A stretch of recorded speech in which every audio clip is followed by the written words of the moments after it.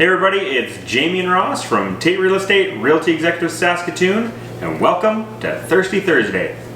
What are we making today, Ross? Today we're going to make the Southern Peach.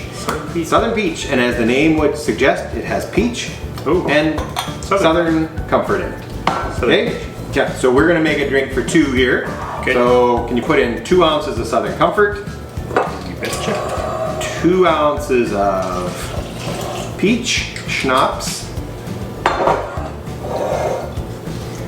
And then lime. 2 ounces of lime juice. So for one person it would be one.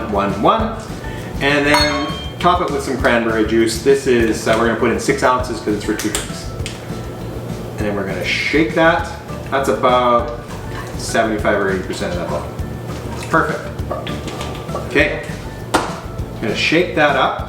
For those of you who haven't tried Southern Comfort before, it's basically a liqueur made with whiskey. And still a lot of fruit flavors in it. The percentage on it is pretty low. It's only 35% alcohol. And the Peach Schnapps is probably even less than that. 21% alcohol. So it's not a real harsh drink at all. Jamie's now going to strain that onto some ice. Oh, pretty. Look at that, festive. Okay. This does look like a Southern It does. peach. Okay. I'm going to put my wedge in there. I always put the garnish in and then I take it off as soon as, it's all about the photo op. There you go. All right, the Southern Peach. Cheers. Give it a shot.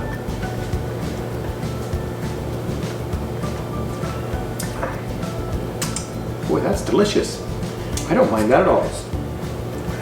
You can taste the peach. Southern Comfort's not very harsh in there at all. That's pretty good. And the lime juice makes it a little zingy. Yeah, I like the lime juice. Little tart.